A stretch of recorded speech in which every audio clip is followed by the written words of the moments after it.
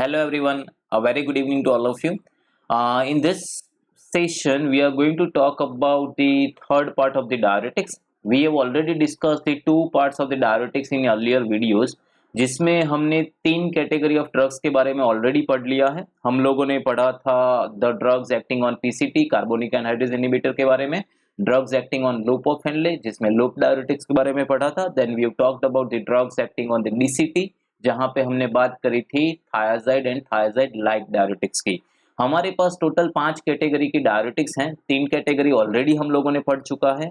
अभी 2 कैटेगरी जो बाकी हैं वो 2 कैटेगरी अभी इस वीडियो में हम देखने वाले हैं. एक है चौथे नंबर की कैटेगरी जो है पोटेशियम स्पेरिंग डायरेटिक्स, और 5वें नंबर की कैटेगरी जो हम आज देखेंगे वो है osmotic diuretics. So let us start with this. हम लोगों ने, अगर आपने लास्ट वीडियो जो अगर देखा है डायरेटिक पार्ट 2 का, तो वहां पे हमने एक मैकेनिज्म ऑफ रीएब्सॉर्प्शन पढ़ा था eight the collecting duct. The collecting duct या तो लोअर पार्ट ऑफ डीसीटी में कैसे मैकेनिज्म ऑफ रीएब्सॉर्प्शन होता है वो ऑलरेडी हम लोगों ने पढ़ा था, लेकिन वो फिर से वो एक स्लाइड हम रिवाइज करेंगे क्योंकि वो कंटेंट हमारे काम में आने वाला है. उसी के बेसिस पे हम मैकेनिज्म लिखेंगे पोटेशियम स्पेरिंग डायरेटिक्स की. सो इसीलिए वो mechanism of reabsorption at the collecting duct that we are revising it again. हम लोगों ने क्या देखा था इसमें, तो हम लोगों ने यहाँ पे बातें करी थी कि भाई जो कलेक्टिंग डक्ट होता है, कलेक्टिंग डक्ट, ठीक है, यहाँ later part of the distal convoluted tubule, यहाँ पे अल्डोस्टेरोन का एक्शन होता है. अल्डोस्टेरोन क्या करता है, तो अल्डोस्टेरोन जो है वो इस सेल्स के अंदर जाता है. कौन से सेल के अंदर? कलेक्टिंग डक्ट सेल्स, या तो फिर lower part later part of the distal convoluted tubule, जहां पे अल्डोस्टेरोन काम करता है वो सेल के अंदर जाएगा. सेल के अंदर जाके फिर उसके रिसेप्टर्स होते हैं. अल्डोस्टेरोन को हम मिनरलोकॉर्टिकॉइड भी बोलते हैं, तो उसके रिसेप्टर्स को हम क्या बोलेंगे? उसके रिसेप्टर्स को हम बोलेंगे मिनरलोकॉर्टिकॉइड रिसेप्टर. सो ये अल्डोस्टेरोन जो है वो उसके रिसेप्टर के साथ बाइंड करता है. आप लोगों को ये चीज याद रखना है कि अल्डोस्टेरोन जो है वो एक स्टेरॉइडल हार्मोन है, और उसके जो रिसेप्टर्स हैं वो न्यूक्लियर टाइप के रिसेप्टर्स हैं, और न्यूक्लियर रिसेप्टर हमेशा सेल के अंदर होते हैं इन द साइटोप्लाज्म, या तो फिर न्यूक्लियस की वॉल पे होते हैं. सो वो सेल मेम्ब्रेन पे नहीं होंगे, वो कहाँ पे होंगे? सेल के अंदर साइटोप्लाज्म में, या तो फिर न्यूक्लियस की वॉल पे. सो जो अल्डोस्टेरोन है उसके रिसेप्टर का नाम है मिनरलोकॉर्टिकॉइड रिसेप्टर, जो साइटोप्लाज्म में है. अल्डोस्टेरोन उसके साथ कॉम्प्लेक्स बनाता है, तो ये कॉम्प्लेक्स बन गया किसका? अल्डोस्टेरोन एंड मिनरलोकॉर्टिकॉइड रिसेप्टर का. Now this complex will enter into the nucleus where it will bind with the DNA, and DNA के साथ बाइंड करके उसने क्या किया? DNA के साथ बाइंड करके उसने mRNA का सिंथेसिस करवाया. अब ये mRNA जो है वो न्यूक्लियस से निकल के साइटोप्लाज्म में आता है, और वहां पे आके with the help of ribosomes and endoplasmic reticulum it is converted to a protein which is known as AIP. AIP का फुल फॉर्म क्या होता है? AIP का मतलब होता है अल्डोस्टेरोन इंड्यूस प्रोटीन, जो अल्डोस्टेरोन की वजह से बनता है, इसीलिए उसको हम बोलते हैं अल्डोस्टेरोन इंड्यूस प्रोटीन. अब ये जो अल्डोस्टेरोन इंड्यूस प्रोटीन है उसके टोटल 3 फंक्शंस होते हैं. कौन कौन से 3 फंक्शंस होते हैं? तो पहला फंक्शन होता है कि जो ये प्रोटीन है जो अल्डोस्टेरोन की वजह से बना, जिसको हमने बोला अल्डोस्टेरोन इंड्यूस प्रोटीन, उसने क्या किया? तो उसने जो अपनी ल्यूमिनल मेम्ब्रेन होती है, ल्यूमिनल मेम्ब्रेन आपको पता है ना, 2 टाइप की मेम्ब्रेन होती है. एक जो ल्यूमेन फेसिंग होते हैं उसको बोलते हैं ल्यूमिनल, और जो बैक साइड पे होती है उसे क्या बोलते हैं? बेसोलेटरल. और बेसोलेटरल से फिर कंटेंट कहां पे जाएगा सारा? क्योंकि उसके पीछे जो होती है ब्लड कैपिलरीज होती हैं, तो जहां पे जो भी चीजें बेसोलेटरल मेम्ब्रेन क्रॉस करके जाएगी एक्स्ट्रा सेलुलर फ्लूइड में, वो सारी चीजें फिर वापस ब्लड में चली जाएगी. So basolateral membrane that is on the back surface, and luminal surface पे कौन सी होती है? That is called as luminal membrane. तो पहला फंक्शन क्या होता है AIP का? तो पहला फंक्शन होता है कि वो number of sodium channels on the luminal membrane increase कर देती हैं. इसी को हम रेनल एपिथेलियल सोडियम चैनल्स भी बोलते हैं. Do you get this? पहला फंक्शन क्या है अल्डोस्टेरोन इंड्यूस्ड प्रोटीन का? 3 फंक्शंस है, ये आपको याद रखने हैं. ये अगर याद रह गए ना तो आपका मस्त काम हो गया. क्या याद रखना है आपको? पहला काम याद रखना है कि अल्डोस्टेरोन इंड्यूस्ड प्रोटीन का पहला फंक्शन होता है सोडियम चैनल्स की अमाउंट बढ़ाना. कहां पे? कहां पे? On the luminal membrane. Do you get this? So luminal membrane पे क्या हो रहा है? सोडियम चैनल का अमाउंट बढ़ रहा है. That is the first function. उसका सिंथेसिस बढ़ता है और उसका ट्रांसलोकेशन बढ़ता है. सो इसी वजह से द ल्यूमिनल मेम्ब्रेन पे number of sodium channels increase हो जाती हैं। नंबर 2 क्या है? नंबर 2 है कि सेम ल्यूमिनल मेम्ब्रेन पे वो पोटेशियम चैनल का भी अमाउंट एंड पोटेशियम चैनल की भी एक्टिविटी इंक्रीज कर देती हैं। देखिए यहां पे इसने दो चीजें करी, सोडियम चैनल्स का भी अमाउंट बढ़ाया, पोटेशियम चैनल का भी अमाउंट बढ़ाया, लेकिन दोनों के फंक्शन में कुछ ऑपोजिट फंक्शंस होते हैं। क्यों? क्योंकि जो सोडियम होता है वो ल्यूमिनल साइड, ल्यूमेन में ज्यादा होता है। इसी वजह से जब भी सोडियम चैनल ओपन होती हैं तो सोडियम कहां पे आता है? The sodium will get in, sodium का रीएब्सॉर्प्शन होता है। जबकि पोटेशियम जो होता है वो सेल के अंदर ज्यादा होता है, that is why the potassium will move out, and potassium का क्या होता है? एक्सक्रीशन होता है inside the urine. This is what you have to remember. Sodium channel जब भी ओपन होगा sodium will get in from extra cellular to intracellular, लेकिन पोटेशियम जो है वो बाहर की साइड ज्यादा नहीं होता, वो सेल की अंदर ज्यादा होता है। इसी वजह से जब भी पोटेशियम चैनल ओपन होगा पोटेशियम विल मूव आउट। सो क्या हुआ? दो फंक्शंस बताओ, चलो कौन कौन से दो फंक्शन हुए? पहला फंक्शन सोडियम चैनल का अमाउंट बढ़ाता है जिसकी वजह से सोडियम का रीअब्सॉर्प्शन बढ़ेगा। नंबर टू जो है that is they increases the amount of potassium channels and उसकी एक्टिविटी को भी बढ़ाता है जिसकी वजह से पोटेशियम का जो है वो एक्सक्रीशन होता है यूरिन में। कौन कराता है ये सारा? ये सारा कराता है काम अल्डोस्टेरोन इंड्यूस प्रोटीन। सो अल्डोस्टेरोन का काम क्या होता है? सोडियम को रीएब्सॉर्ब करना, पोटेशियम को एक्सक्रीट करना। This is the thing that you have to keep in your mind. ठीक है, समझ में आया? इजी है। तीसरा फंक्शन क्या होता है? तो तीसरा फंक्शन होता है कि जो ये अल्डोस्टेरोन इंड्यूस प्रोटीन है वो बेसोलेटरल मेम्ब्रेन की सरफेस पे सोडियम पोटेशियम एटीपेस का अमाउंट बढ़ाता है। किसका अमाउंट बढ़ाता है? सोडियम पोटेशियम एटीपेस का। जिसकी वजह से क्या होता है? जिसकी वजह से जो सोडियम ये अंदर आया, सेल के अंदर आया through the sodium channel, that will be thrown out into the blood बाया द बेसोलेटरल मेम्ब्रेन, राइट। तो ये जो सोडियम पोटेशियम एटीपेस पंप हैं जो बेसोलेटरल मेम्ब्रेन पे हैं, वो क्या करता है? तो जो भी सोडियम ल्यूमेन से अंदर आता है उस सोडियम को ब्लड में भेज देता है, और in exchange of what? In exchange of potassium. So potassium अंदर आएगा, सोडियम को बाहर भेजेगा। अब ये पोटेशियम जो है वो वहां पे रिसाइकल भी होगा, और वो पोटेशियम जो है वो through this potassium channel it will be excreted in the urine as well. Easy है? समझ में आया कुछ?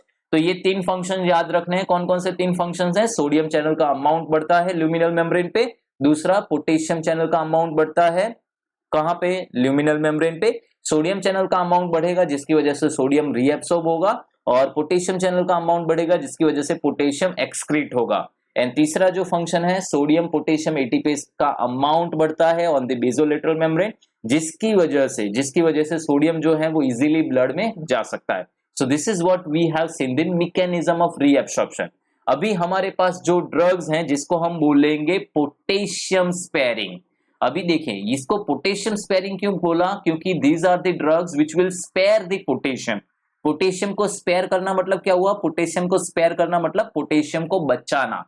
अब पोटेशियम का एक्सक्रीशन नहीं हो पाएगा, पोटेशियम बचेगा, ब्लड में उसका अमाउंट बढ़ेगा, and that is why the hyperkalaemia occurs. So ये कैटेगरी ऑफ ड्रग्स क्या करती हैं? हाइपरकैलेमिया करती हैं। जबकि जो आगे हमने तीन कैटेगरी ऑफ ड्रग्स देखा था वहां पे हम लोगों ने एडवर्स इफेक्ट में याद रखा था हाइपोकैलेमिया। क्या याद रखा था? हाइपोकैलेमिया। सो जब भी आप थायाजाइड के बारे में बात करते हो, आप जब भी लूप डायरेटिक्स के बारे में बात करते हो, तो वहां पे एडवर्स इफेक्ट में आता है हाइपोकैलेमिया। लेकिन पोटेशियम स्पेयरिंग, वो पोटेशियम का एक्सक्रीशन नहीं करने देंगे, पोटेशियम को बचाएंगे, एंड इसी वजह से इसको बोलते हैं potassium sparing. They causes the hyperkalaemia. इसमें हमारे पास दो कैटेगरी ऑफ ड्रग्स हैं। पहला कैटेगरी कौन सा है? तो पहला कैटेगरी जो है जिसको हम बोलते हैं अल्डोस्टेरोन एंटागोनिस्ट। अल्डोस्टेरोन एंटागोनिस्ट समझ में आया कैसे काम करेगा? वो अल्डोस्टेरोन के रिसेप्टर के साथ बाइंड कर देगा। ये ड्रग्स जब हम देंगे अल्डोस्टेरोन antagonist, it will bind with the receptors of the अल्डोस्टेरोन। कौन से रिसेप्टर हैं? मिनरलोकॉर्टिकोइड रिसेप्टर। उसके साथ ये ड्रग्स बाइंड कर जाएगी। अब बाइंड कर जाएगी तो अल्डोस्टेरोन उसके रिसेप्टर के साथ बाइंड नहीं कर पाएगा। क्यों? Because the receptors are already occupied by the antagonist. इसकी वजह से अल्डोस्टेरोन का जो इफेक्ट है वो नहीं आएगा, एंड सोडियम का रीएब्सॉर्प्शन नहीं होगा। सोडियम का रीएब्सॉर्प्शन नहीं होगा तो यूरिन का जो आउटपुट है वो बढ़ेगा। This is how they will work. दूसरी कैटेगरी क्या है? तो दूसरी कैटेगरी जो है वो अल्डोस्टेरोन के रिसेप्टर पे काम नहीं करती, लेकिन ये क्या करती हैं? तो ये सोडियम चैनल्स हैं जो रेनल एपिथेलियल जो ल्यूमिनल मेम्ब्रेन पे हैं, उस चैनल्स को क्या कर देती हैं? ये बंद कर देती हैं। So we have this two category of drugs, so let us talk on that, right? तो ये ऑलरेडी हम लोगों ने पढ़ लिया है वीडियो 2 में। आप लोगों ने अगर वीडियो 2 देखा होता तो वहां पे भी हमने ये चीज डिस्कस करी थी, लेकिन फिर से इसको ये मैकेनिज्म के साथ लिंक करने के लिए ये समझना जरूरी था, so we have revised that. Okay, चलो अब बात करते हैं हमारी पहली सब कैटेगरी। सो इसमें हम पहली सब कैटेगरी जो है वो देखेंगे, that is the category number 4A। ठीक है, चौथी नंबर की category, what is that? That's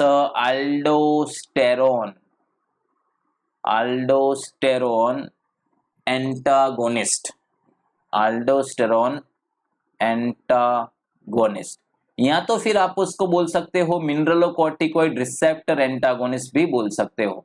ठीक है, इसको आप दोनों तरीके से लिख सकते हैं।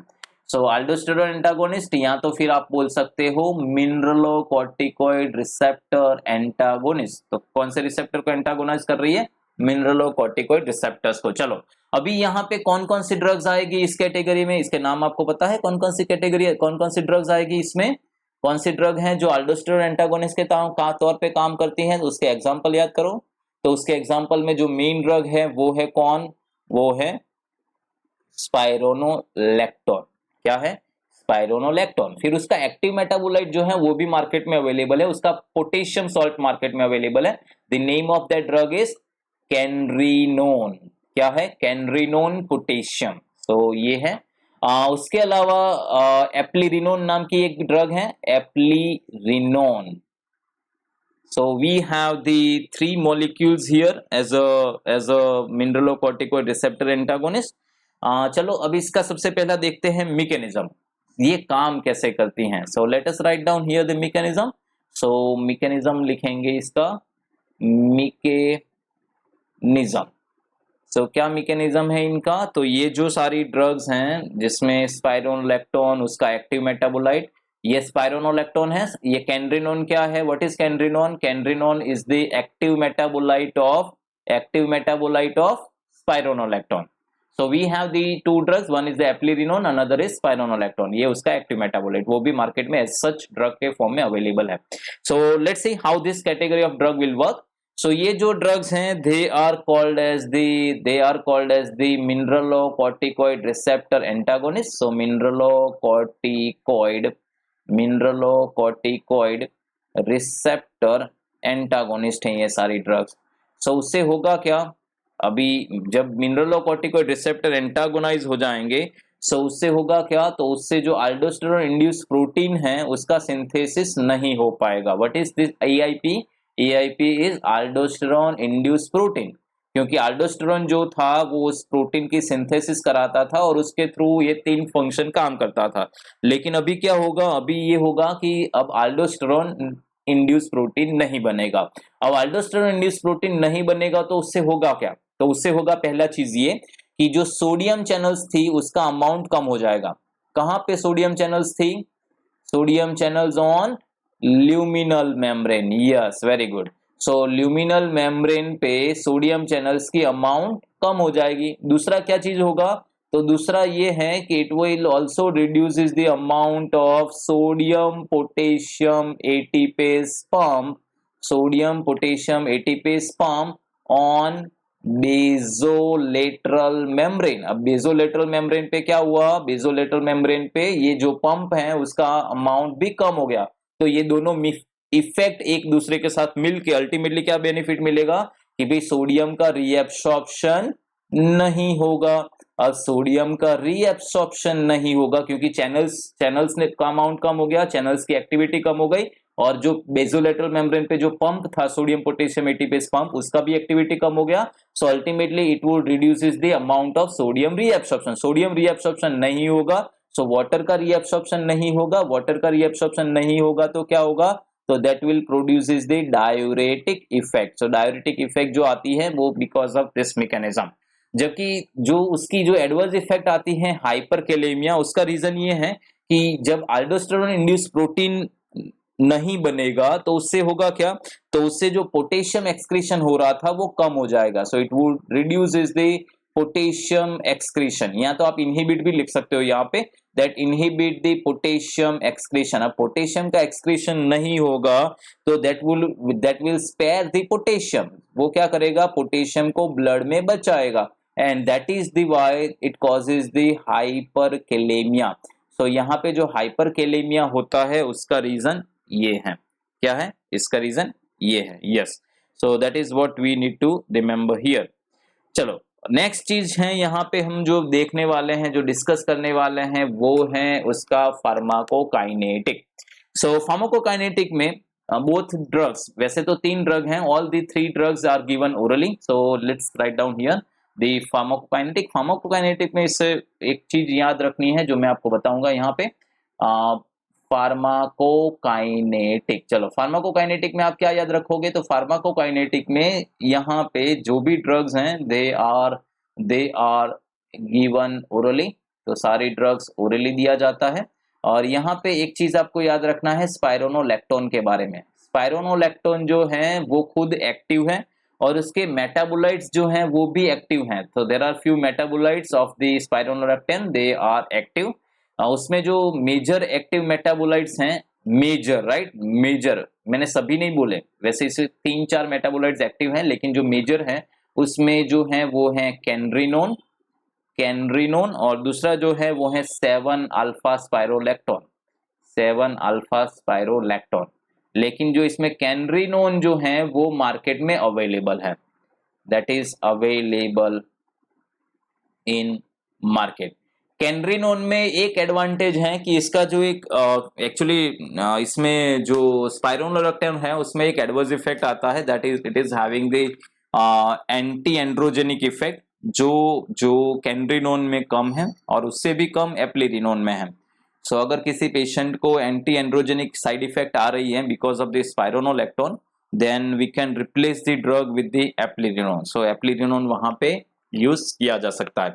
चलो अभी बात करें कि इसको यूज कहां पे करेंगे। अगर हम अल्डोस्टेरोन एंटागोनिस्ट की बात करें, सो अल्डोस्टेरोन एंटागोनिस्ट को हम यूज कौन सी कंडीशन में करेंगे, कौन सी कंडीशन में यूज करेंगे। सो नंबर 1, सो सबसे पहला कंडीशन जो है number 1, that we will use them in the situation called as hyperaldosteronism। अगर किसी भी पेशेंट को हाइपरअल्डोस्टेरोनिज्म हुआ है, हाइपरअल्डोस्टेरोनिज्म, हाइपरअल्डोस्टेरोनिज्म का मतलब क्या हुआ कि अल्डोस्टेरोन जो है उसका लेवल जो है वो बढ़ गया है, हाइपरअल्डोस्टेरोनिज्म। So that is a situation where the aldosterone level inside the blood is high। अभी ये क्यों हुआ, इसके पीछे के रीजन कौन कौन से हो सकते हैं, तो इसके पीछे के रीजन हो सकते हैं जैसे कि किसी को अगर पिट्यूटरी का ट्यूमर हुआ है, क्या हुआ, the tumour of pituitary gland, और उसकी वजह से ACTH का प्रोडक्शन बढ़ गया है। अब ACTH बढ़ेगा तो that ACTH will act on the adrenal cortex, और एड्रिनल कॉर्टेक्स से क्या करेगा, वो मिनरलोकॉर्टिकॉइड का रिलीज बढ़ाएगा। Yes, that can cause the hyperaldosteronism. दूसरा भी कंडीशन है जो अल्डोस्टेरोन सिक्रीशन बढ़ा सकता है, that is a causing syndrome. Do you know this causing syndrome, आप लोगों ने इसके बारे में सुना हुआ है। कसिंग सिंड्रोम क्या है, what is causing syndrome. So Cushing syndrome is a situation where the hypersecretion of adrenal cortex hormone will occur।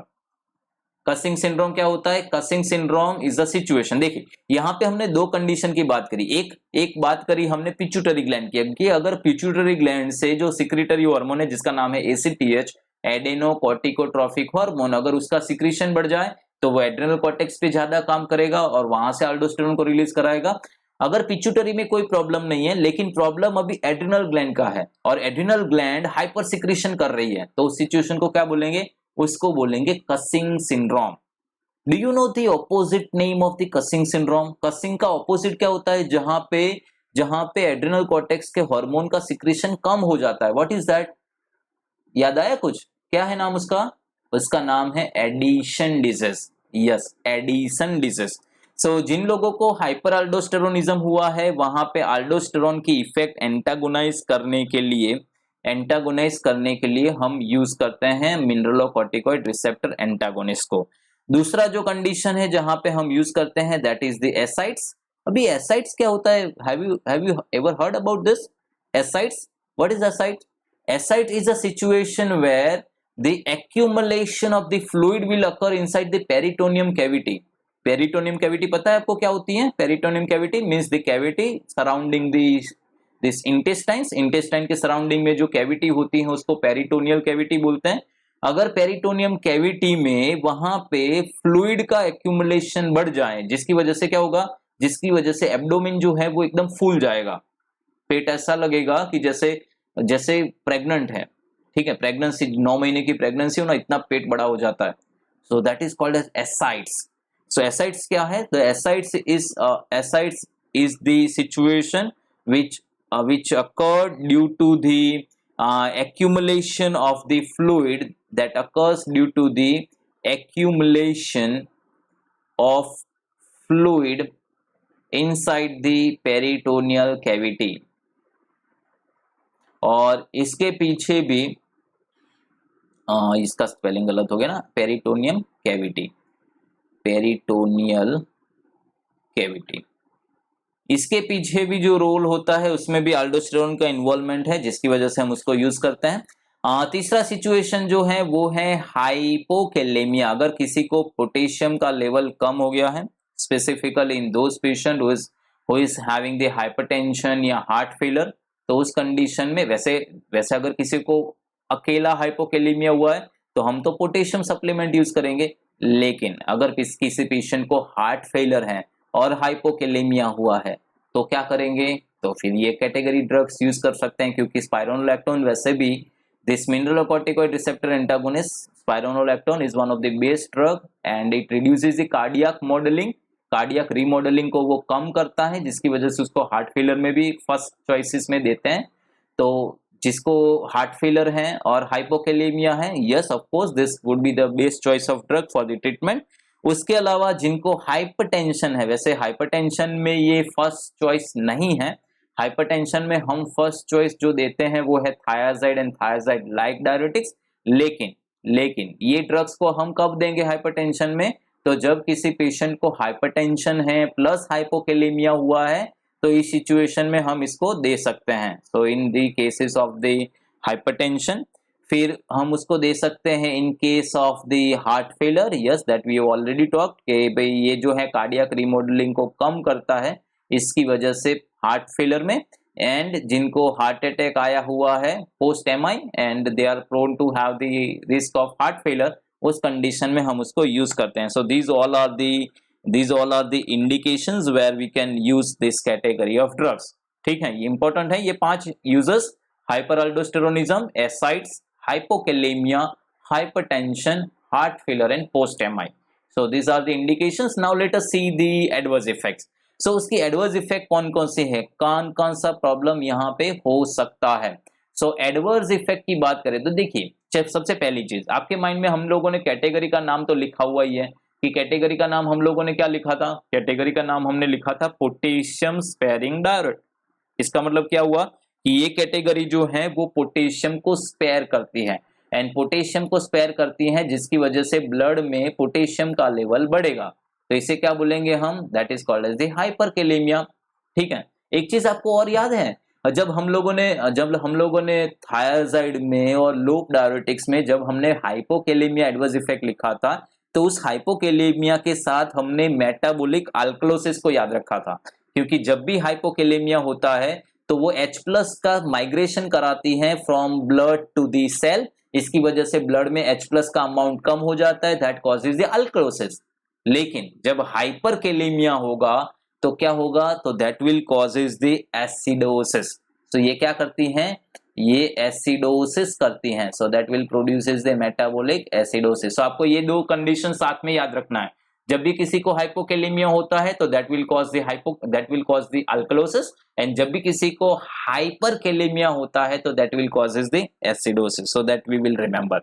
उसके अलावा स्पाइरोनोलैक्टोन में एक सबसे बड़ी दिक्कत ये है कि स्पाइरोनोलैक्टोन जो है, spironolactone it is having the anti androgenic effect. क्या है इनके पास? इनका एक इफेक्ट है, what is that, that is the anti androgenic effect. So इसमें है anti androgenic, yes anti androgenic effect, या फिर आप उसको बोल सकते हो एंड्रोजन रिसेप्टर एंटागोनिस्ट। सो ये एंड्रोजन रिसेप्टर को एंटागोनाइज करता है। अब एंड्रोजन रिसेप्टर को एंटागोनाइज होगा तो करेगा क्या, तो पहली चीज in case of the male, male के अंदर ये क्या करता है, तो मेल के अंदर ये करता है gynaecomastia. What is that, have you heard this word gynaecomastia, आपको याद है, ये हमने पहले देखा हुआ है ये word gynaecomastia. What is this, gynaecomastia का मतलब होता है कि जो फीमेल में जो ब्रेस्ट होती है, same breast development will occur inside the male. So what is gynecomastia? Gynecomastia means the breast development into the male because of the androgen receptor antagonistic effect. So that is called as gynecomastia, that is breast enlargement into the male. Next जो है वो है impotence. Impotence क्या होता है? What is impotence? Impotence means it's a sexual dysfunction into the male. Yes, that is called as impotence. उसके अलावा होता है that reduces the libido. What is libido? Libido का मतलब होता है sexual desireness. So the sexual desireness into the male would be reduced. So these are the few problems that occurs because of the androgen receptor antagonistic effect of the spironolactone. जबकि female में क्या होगा, तो female में अगर यहाँ पे बात करें तो फीमेल में menstrual irregularities, that would be a problem with this. So यहाँ पे हो सकता है menstrual irregularities. So that would be a problem.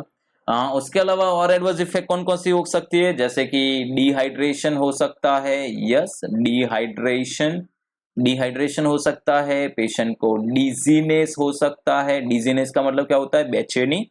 Then patient में हैव द डायरिया हो सकता है, एंड नाउजिया।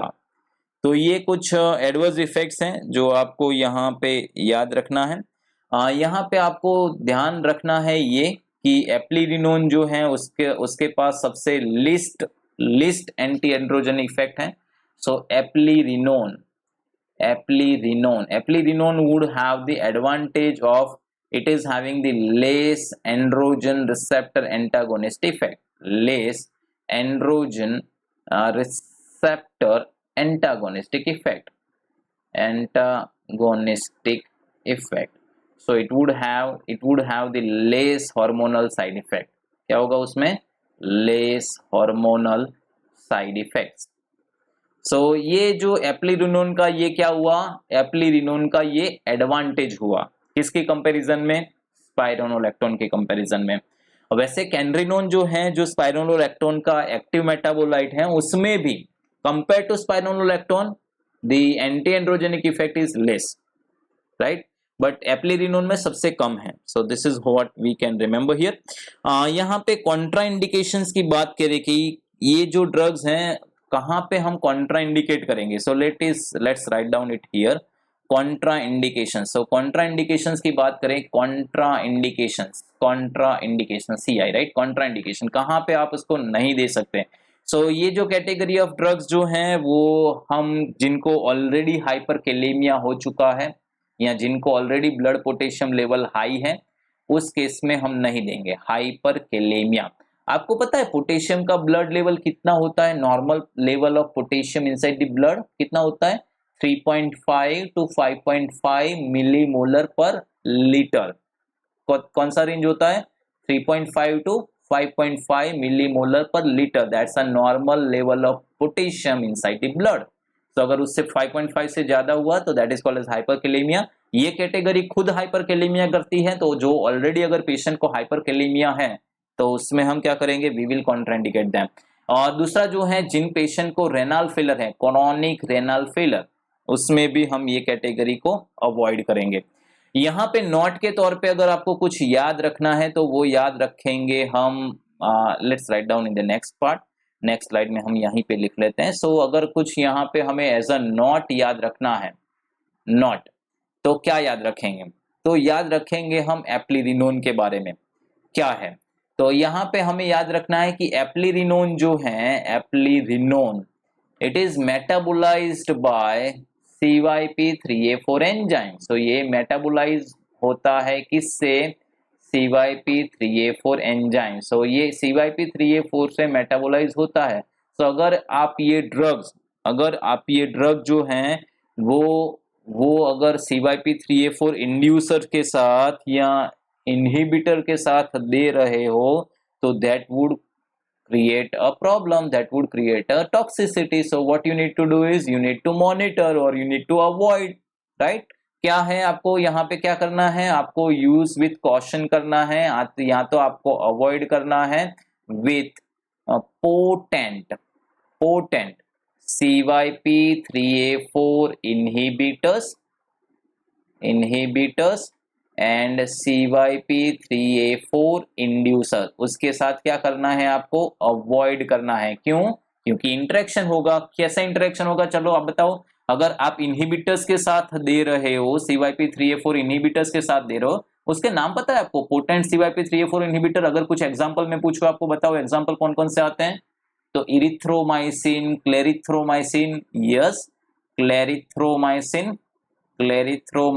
फिर कीटोकोनाजोल, इट्राकोनाजोल, फुनलोकोनाजोल जो ओरली दिया जाता है, कीटोकोनाजोल एंटी फंगल ड्रग है ये सारी। यस तो इसके साथ क्या होगा इंटरेक्शन? तो जब आप इनहिबिटर्स दोगे तो इसका मेटाबॉलिज्म नहीं होगा। किसका मेटाबॉलिज्म नहीं होगा? एप्लीरिनोन का मेटाबॉलिज्म नहीं होगा, क्योंकि आपने एंजाइम को इनहिबिट कर दिया। अब एप्लीरिनोन मेटाबोलाइज नहीं होगा तो एप्लीरिनोन का टॉक्सिसिटी बढ़ेगा। So that would a drug interaction.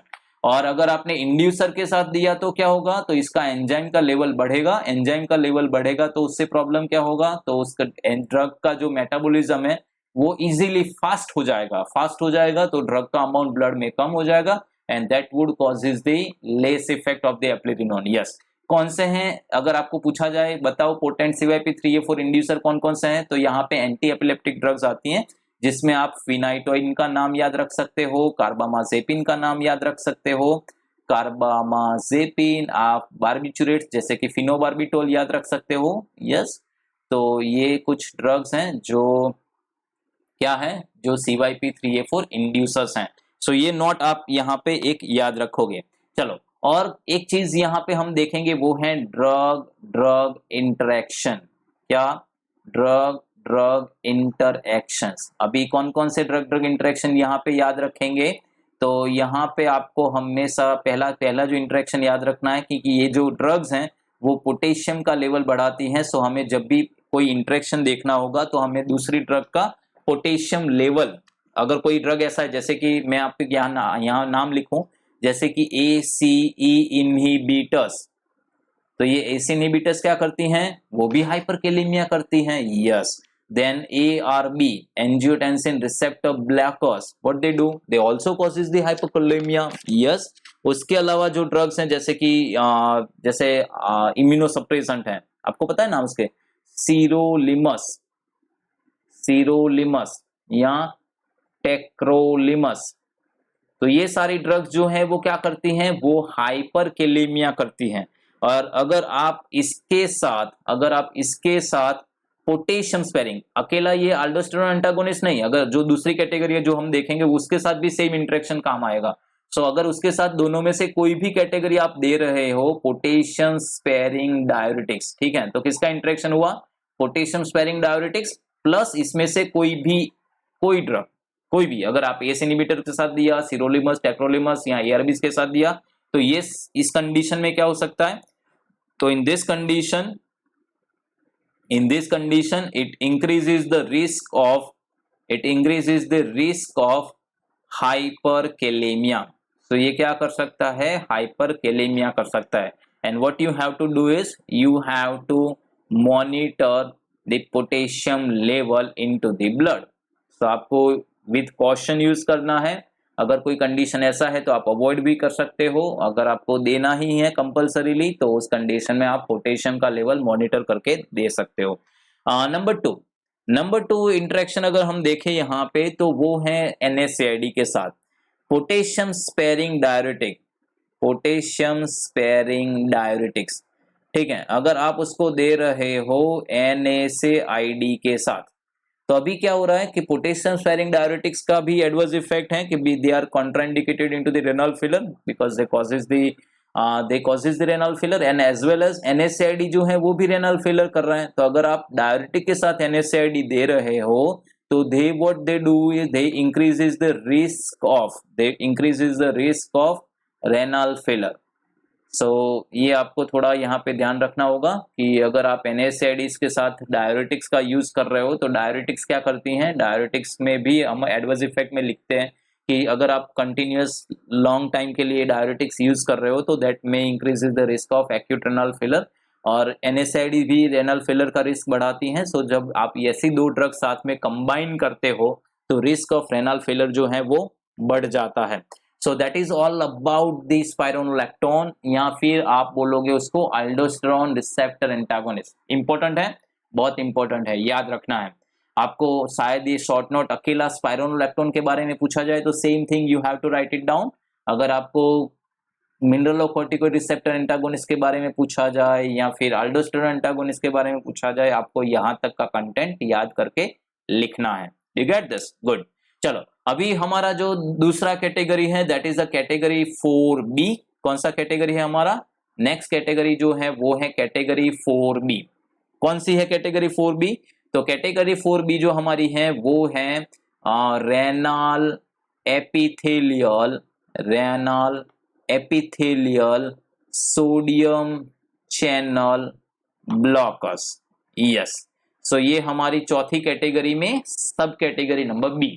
सो चौथी कैटेगरी जो थी पोटेशियम स्पेयरिंग, उसमें दो सब कैटेगरी आती हैं, एक आती है अल्डोस्टेरोन एंटागोनिस्ट और दूसरी आती है renal epithelial sodium channel blockers. इसमें हमारे पास यहाँ पे दो ड्रग्स हैं। कौन कौन सी दो ड्रग्स हैं? अगर मैं एग्जांपल यहाँ पे लिखूं तो कौन कौन सी दो ड्रग्स हैं हमारे पास? है एक ट्राइएम्टेरिन। क्या है? Triamterene. Yes, so we have the triamterene and दूसरा जो है वो है amiloride. So we have the two molecules here. Okay, let us write down the mechanism. So अभी इनका mechanism क्या है? तो mechanism तो आपको easily याद हो गया क्योंकि हमने mechanism of reabsorption देखा था, उसी में से आपको mechanism यहाँ पे लिखना है। तो ये जो दो ड्रग्स हैं, ये दोनों ड्रग्स क्या कि भाई ट्राइएम्टेरिन एंड एमिलोराइड वो क्या करती हैं, तो उसको यहाँ पे लिखते हैं।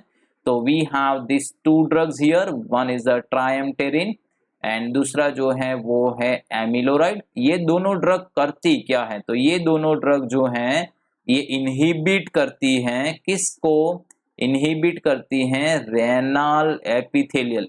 कहाँ पे है ये? ल्यूमिनल मेम्ब्रेन पे, रेनल एपिथेलियल सोडियम चैनल्स। अब ये सोडियम चैनल्स बंद हो जाएगी तो उससे होगा क्या?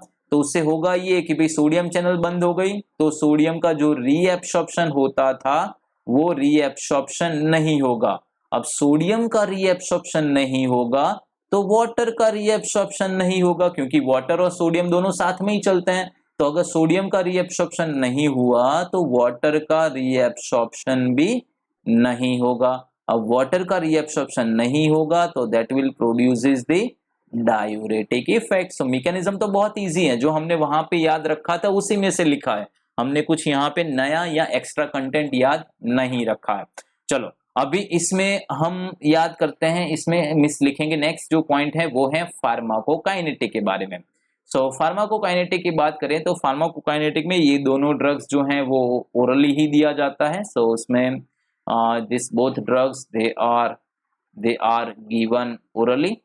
ये दोनों में डिफरेंस एक ही है कि ट्राइएम्टेरिन जो है, ट्राइएम्टेरिन क्या है कि it is having the short half life, so it is generally given in the doses of BID क्या होता है? 2 times a day या तो फिर 3 times a day डोजिंग में दिया जाता है। जबकि दूसरा जो है एमिलोराइड में एडवांटेज ये है compare to the triamterene, it is having the long half life and because of that it is given a once in a day. So once in a day दिया जाता है। यूजेस की बात करें, इस कैटेगरी को हम कहाँ पे यूज करेंगे? So this category of drugs they are used in the situations of the oedema. क्या है, कहाँ पे यूज करेंगे इसको? तो इसको हम यूज करेंगे एडिमा में, एडिमा। फिर उसको हम यूज कर सकते हैं in cases of the hypertension with the hypokalaemia. So hypertension में यूज करेंगे। एक जो इंपॉर्टेंट इंडिकेशन है जो एमिलोराइड में आता है वो आपको यहाँ पे याद रखना है। What is that? That is the lithium. Yes, lithium induce diabetes insipidus. और इसमें जो यूज होता है वो प्रिफर्ड मॉलिक्यूल है, वो है एमिलोराइड। देखिए अभी यहाँ पे ये लिथियम इंड्यूस डायबिटीज इंसिपिडस में क्यों यूज हो रहा है, आपको पता है डायबिटीज इंसिपिडस क्या होता है? What is diabetes insipidus? So diabetes insipidus is a situation where the deficiency of the ADH will occur and because of that the patient is having the high urine output. So अभी ये lithium induce है। ये जब भी urine output होता है ना, urine output बढ़ता है तो इस सिचुएशन को हम डायबिटीज इंसिपिडस कहते हैं। In majority of cases it is mostly due to the deficiency of ADH hormone, या तो फिर एडीएच का रेजिस्टेंस होता है। लेकिन लिथियम का जो ओवरडोज होता है तो then also causes the diabetes insipidus. क्यों? क्योंकि जो लिथियम है वो इस सोडियम चैनल के थ्रू, कहां पे है ये सोडियम चैनल? कलेक्टिंग डक्ट पे। तो जो रेनल एपिथेलियल सोडियम चैनल्स होती हैं उसके थ्रू ये लिथियम क्या करता है? एब्जॉर्ब हो जाता है। एक काम करते हैं ना, यहाँ पे लिख लेते हैं तो that would be more easy and you will remember for it a long time. चलो ये क्यों यहाँ पे यूज करते हैं तो उसका रीजन में लिखता हूं। तो लिथियम जो होता है क्या है? लिथियम क्या करता है? तो लिथियम विल बी रीएब्सॉर्ब्ड। कहां से रीएब्सॉर्ब हो रहा है? Reabsorb from the sodium channels which is there on the CD cells। जो कलेक्टिंग डक्ट सेल्स पे जो सोडियम चैनल्स होती हैं वहां से क्या हो रहा है? वहां से लिथियम रीएब्सॉर्ब हो रहा है। देखिए लिथियम भी पॉजिटिव आयन है, सोडियम भी पॉजिटिव आयन है। लिथियम का मोलिकुलर वेट छोटा होता है तो लिथियम इजीली सोडियम चैनल के थ्रू एब्सॉर्ब हो जाता है। अब लिथियम का एब्सॉर्प्शन हो रहा है, इसी वजह से सोडियम का जो रीएब्सॉर्प्शन है वो कम हो रहा है। अब सोडियम का जो रीएब्सॉर्प्शन कम हो रहा है तो उससे होगा क्या? तो सोडियम का रीएब्सॉर्प्शन कम होगा तो उसकी वजह से क्या हो जाएगा? The patient would have the diuresis and this is the situation which is known as lithium induced. Yes, इसको हम क्या बोलेंगे? इसको हम बोलेंगे लिथियम इंड्यूस्ड डायबिटीज इंसिपिडस। तो उसमें जो ये डायूरेसिस हो रहा है, ये डायूरेसिस जो हो रहा है जो लिथियम की वजह से हो रहा था, उसको बंद करने के लिए हम क्या करेंगे? हम ये सोडियम चैनल ड्रग्स दे देंगे। तो क्या होगा उससे? तो उससे सोडियम चैनल्स बंद हो जाएगी। अब सोडियम चैनल बंद हो जाएगी तो लिथियम रीएब्सॉर्ब नहीं होगा। अब लिथियम रीएब्सॉर्ब नहीं होगा तो डायूरेसिस का जो प्रोसेस है वो बंद हो जाएगा। So that is what the thing can happen, right. So ये चीज आपको यहाँ पे याद रखना है। इसका एडवर्स इफेक्ट अगर देखें तो एडवर्स इफेक्ट क्या क्या है, तो let us write down in the next page. इसको हम देखते हैं यहाँ पे एडवर्स इफेक्ट। सो एडवर्स इफेक्ट अगर हम यहाँ पे लिखें एडवर्स इफेक्ट, तो कौन कौन सी एडवर्स इफेक्ट हैं? तो एडवर्स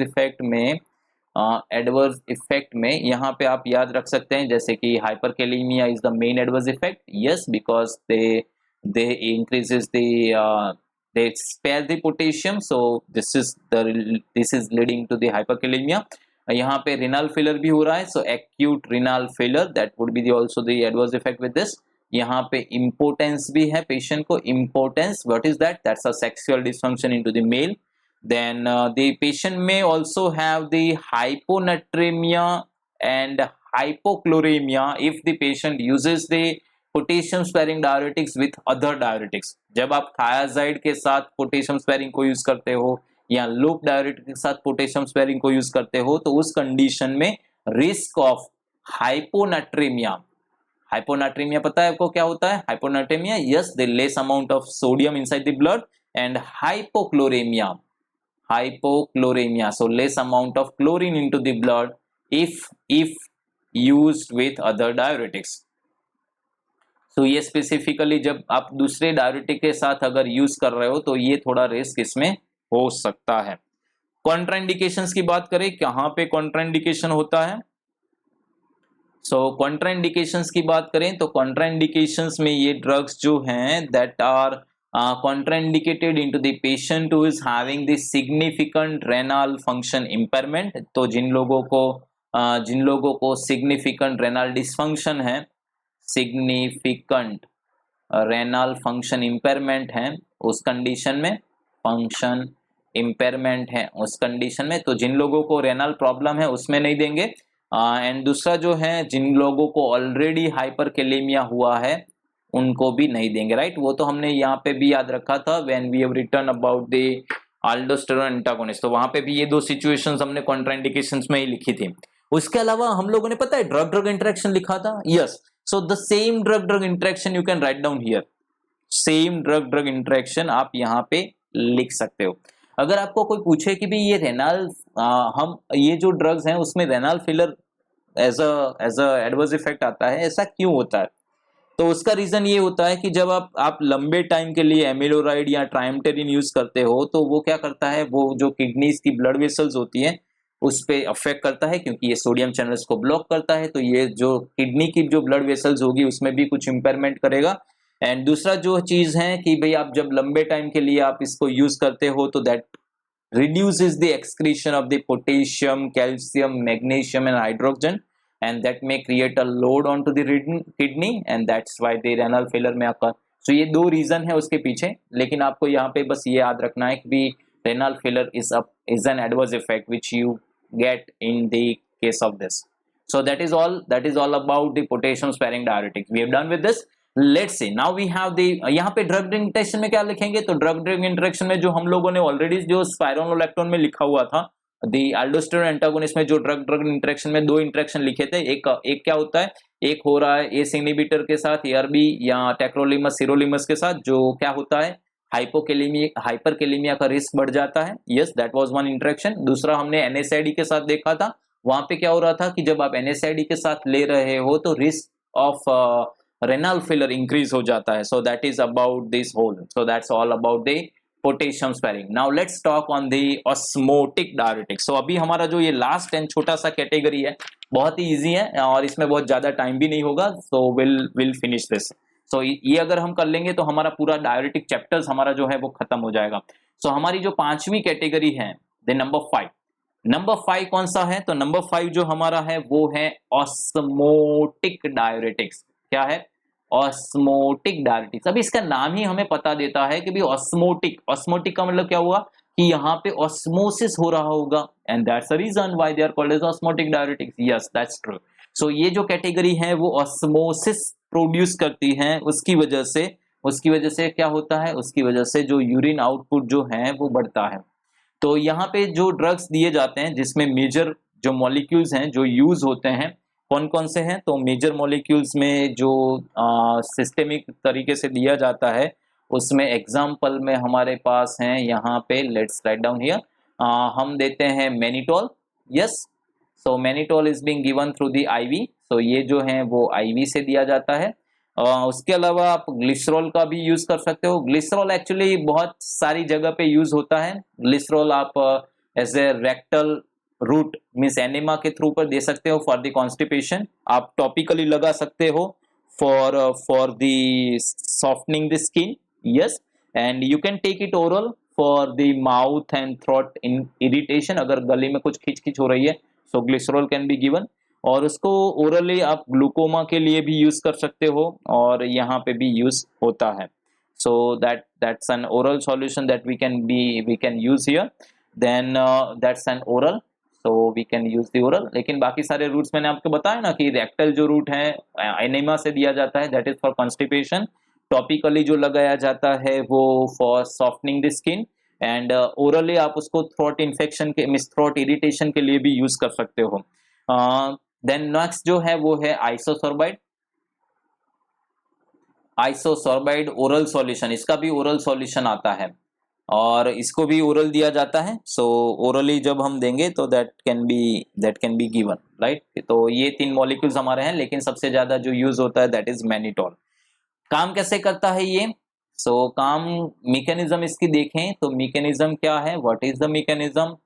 तो जब आप इसको देते हो, ये जो सारे ऑस्मोटिक डायरेटिक्स हैं, how do they work? So osmotic diuretics, osmotic diuretics, ये सारी जो ड्रग्स हैं जब आप उसको देते हो, they are excreted, yes, what they are doing, they are excreted in urine in unchanged form, in unchanged form, and एक बार एक्सक्रीशन हो जाने के बाद उसका जो रीएब्सॉर्प्शन रेट होता है वो जीरो होता है, या their reabsorption rate is very less. So once they are excreted, their reabsorption rate is reabsorption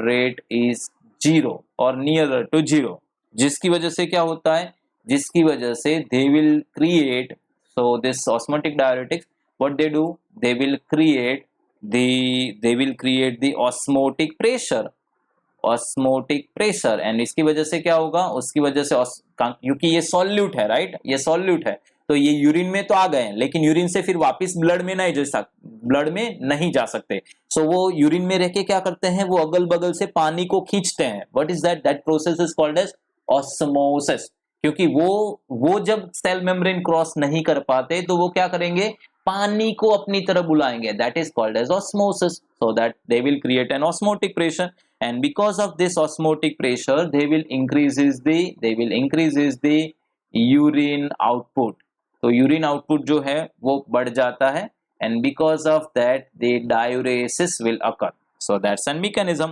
ठीक है, चलो फार्माकोकाइनेटिक में वैसे हम लोगों ने यहाँ पे बोल ही लिया है, जो मेजर यूज हैं वो हमने देख लिया है। सो उसका रूट ऑफ एडमिनिस्ट्रेशन हमने देख लिया। मैनिटोल जो है वो जनरली आईवी से ही दिया जाता है, वो अकेला आईवी से ही देते हैं हम। ग्लिसरॉल जो है वो ओरली दिया जा सकता है, उसके बहुत सारे इंडिकेशंस भी हैं जो हमने बात करें। आइसोसोर्बाइड है वो भी ओरली दिया जाता है।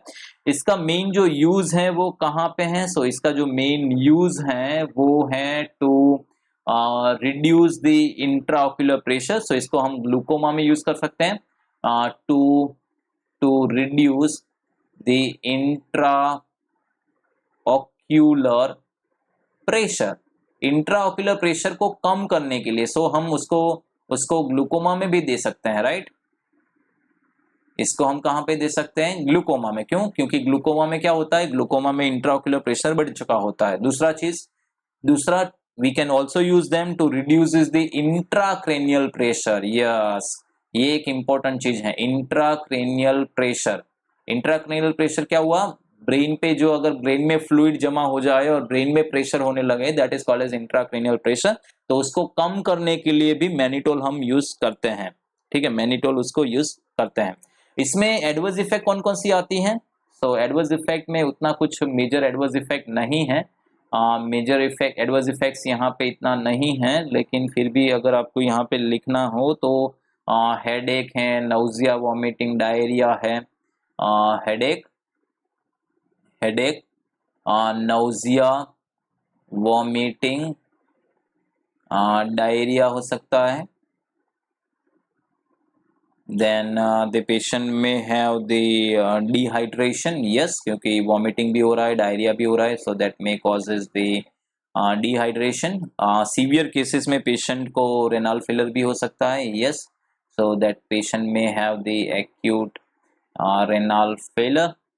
और अगर ओवरडोज हो रहा है तो in that case the hyponatraemia can also occur, hyponatremia, but hyponatremia is very rare with this category, so that would be in cases of the very toxicity, right, overdoses में ही ये हो सकता है, बाकी तो ये कम हो सकता है। so that's all about the 5 categories। ठीक है, हो गया क्लियर, समझ में आया कुछ, ठीक है ना, डन, ओके, चलो गुड।